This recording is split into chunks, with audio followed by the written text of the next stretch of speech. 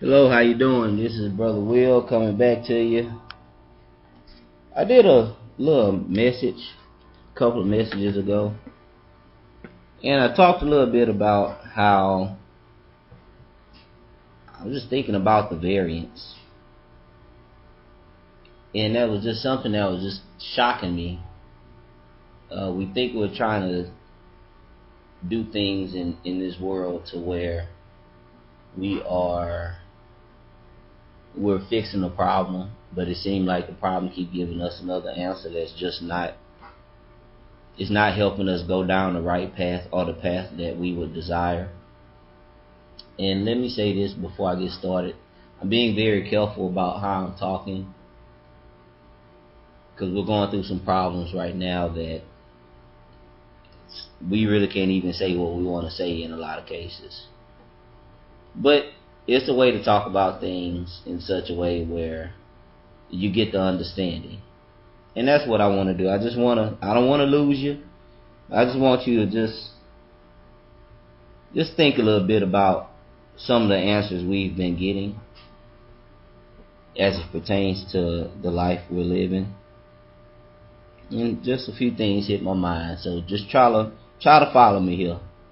And you piece it together the best way you know how. And as always, I hope the best for everyone.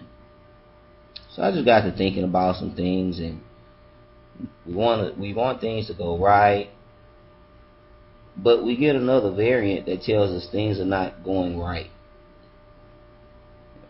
and I don't understand it. And some things in life maybe I won't understand because it's beyond my understanding, but maybe you can help me understand. So I got to thinking about some plagues that went on by the hand of God, how God approved and was frustrated about some things, and he took it upon himself to plague and to hurt and to destroy because he wasn't pleased. In the book of 1 Samuel chapter 5, we see here, and we're going to quickly read 1 through 4. 1 Samuel 5, 1 through 4. We see here, it says, the Philistines took the ark of God and brought it from Ebenezer to Ashdod. When the Philistines took the ark of God, they brought it into the house of Dagon and set it by Dagon. That wasn't smart at all, but they didn't know. They were not God's children. So it's none but the Most High that is a God, is the God and the only. He is the Most High. And they set him next to Dagon. Verse 3, and when the people of Ashdod rose early in the morning, there was Dagon fallen on its face to the earth before the ark of the Lord. So they took Dagon and set it in its place again. And when they arose early in the next morning, there was Dagon fallen on its face to the ground before the ark of the Lord. The head of Dagon and both the palms of his hands were broken off on the threshold. Only Dagon's torso was left on it. Now when we see this, we see a bad position people put God in. And when the Most High gives us an answer, he starts tearing up from the top to the bottom.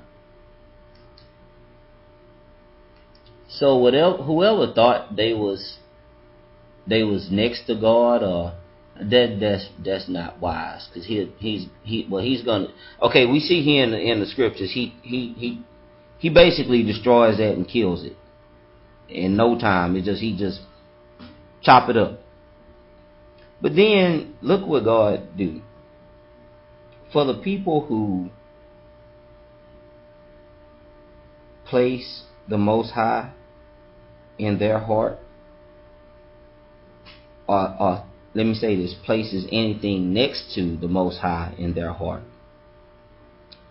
Let's see some of the results we get whenever we think we're doing something and that's not a wise decision, and then the Most High have to give us a response to this? Let's check this out.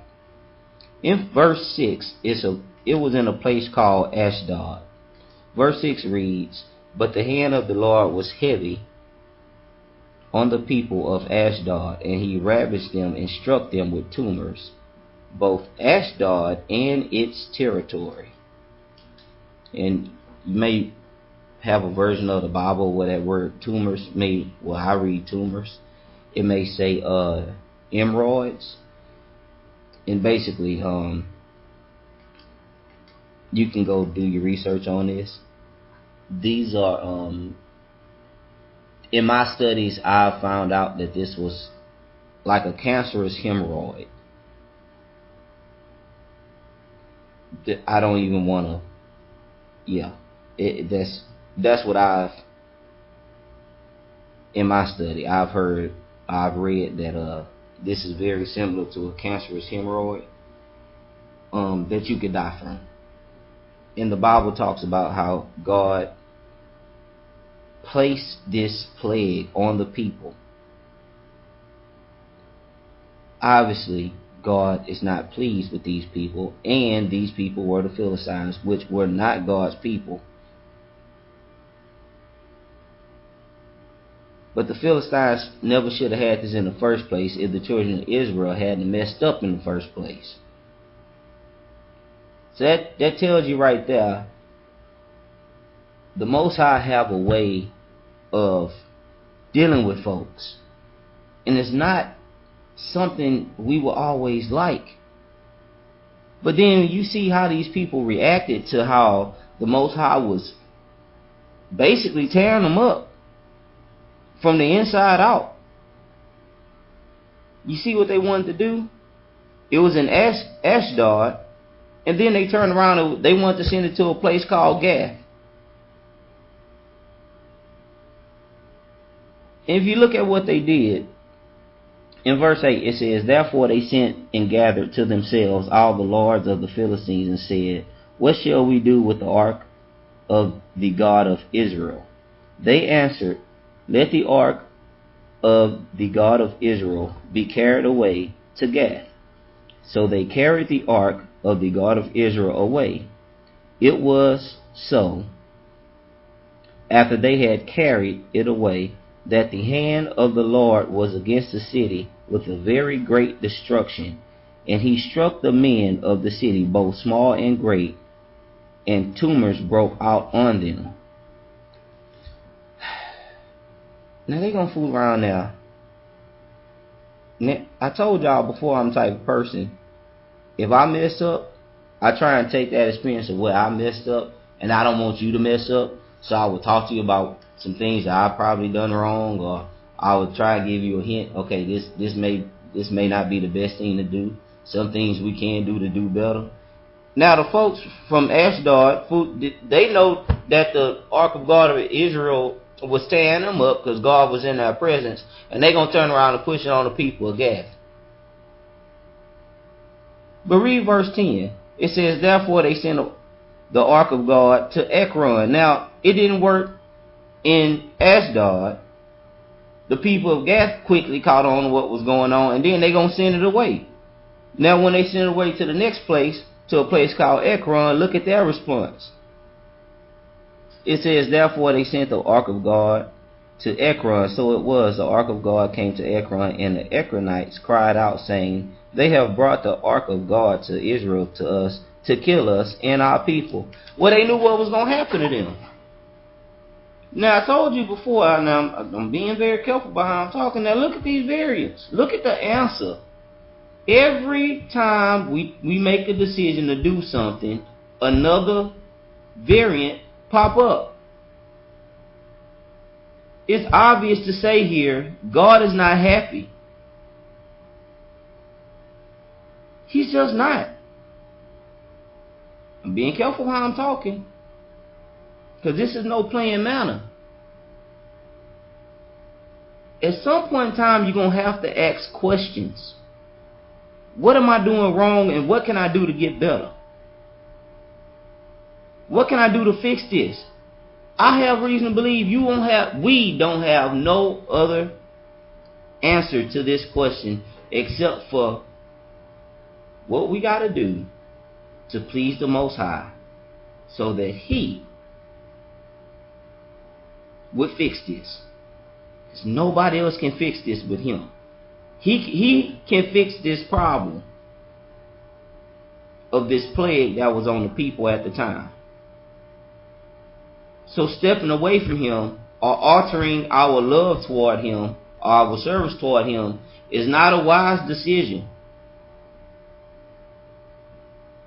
Let's keep reading. And there's nothing wrong with asking that question. Because even the people who was going through the problem at the time, if we skip over, now remember the Ark of God of Israel was being passed around because people couldn't handle it. And everywhere he went, he was striking people with either sickness or death. Skip over to chapter 6, verse 6 of 1 Samuel. And it reads, it talks about a question where we are going to have to learn something. We cannot go against what the Most High has put in order. We can only depend on Him to fix up what is messed up. 1 Samuel chapter 6 verse 6 reads, "Why then do you harden your hearts as the Egyptians and Pharaoh hardened their hearts? When he did mighty things among them, did they not let the people go, that they might depart?" So think about that. If these Philistines, who were not God's people, who did not know how to worship God correctly, so that the plague would stop them, if they even asked themselves a question about not hardening themselves to go against the mighty hand of the Most High,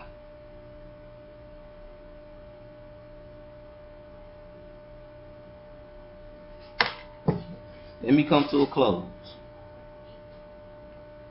The Philistines backed off. They couldn't handle the Most High or His presence. So they sent the ark of the God of Israel back to His people. And God was not finished. Because whenever something is not right, He gives us an answer. And the plague just kept on coming, even in the hands of His own. And here up and come to a close. In 1 Samuel 6, verse 19, it reads, "Then he struck the men of both Beth Shemesh, because they had looked into the ark of the Lord. He struck 50,070 men of the people. And the people lamented because the Lord had struck the people with a great slaughter." Now these are God's children, and He was not finished. And it almost seemed like He got on His own children even harder.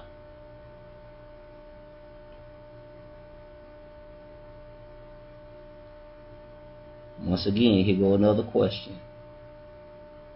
Remember, I don't know if you heard me before in some of my previous messages.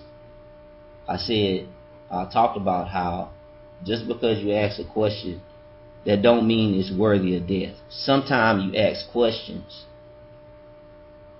and it's to fix up something that's messed up. And you're not questioning God, you're questioning what can I do in order to please God so that the problems can stay away from us.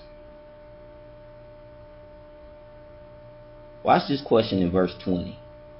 1 Samuel 6:20. And it says, "And the men of Beth Shemesh said, Who is able to stand before this holy Lord God?"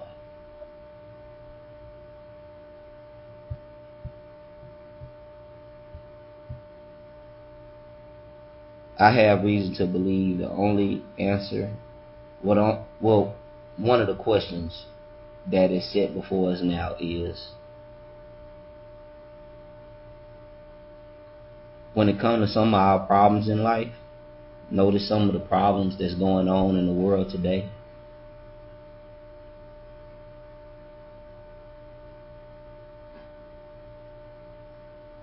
The problems or the plagues that's going on is something that the Most High approved of, and He is the only one that can fix up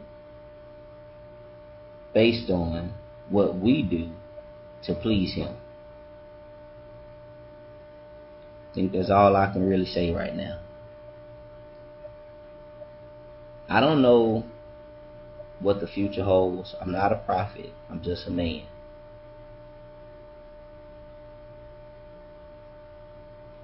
And that's all I can say. It seems to me, the more I read and the more I understand and the more I try to put God first and please Him and love Him and give Him my all, the more I see we are not coming to Him correctly. Because if it was one,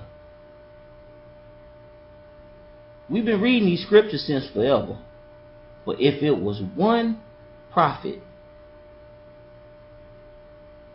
that could go up against 450 prophets of Baal,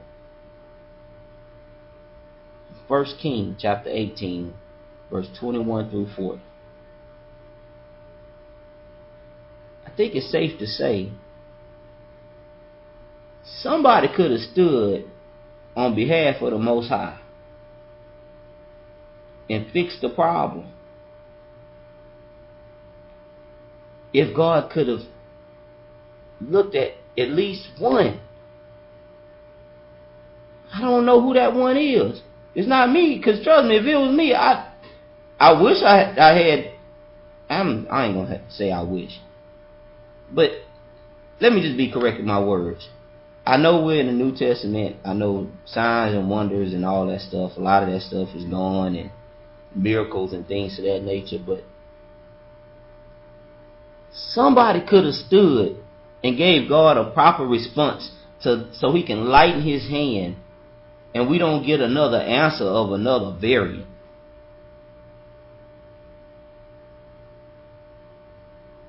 Or anything else that somebody wants to. Let me be careful how I'm talking.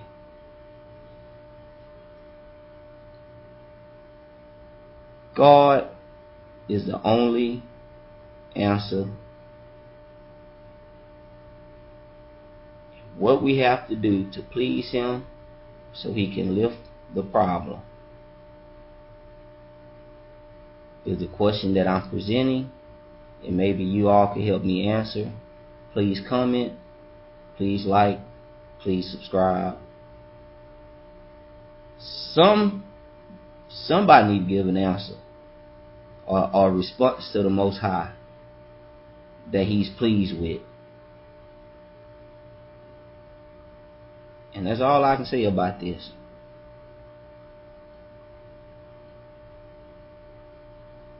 The title of this is, What's Up with the Variants? And I'm just looking at this from a biblical perspective.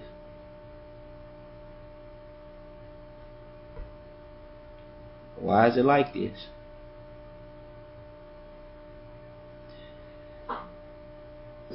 Brother Will, I'm out. As always, love y'all. Stay blessed. Stay in God's strong and unchanging hands. Stay protected. Till next time.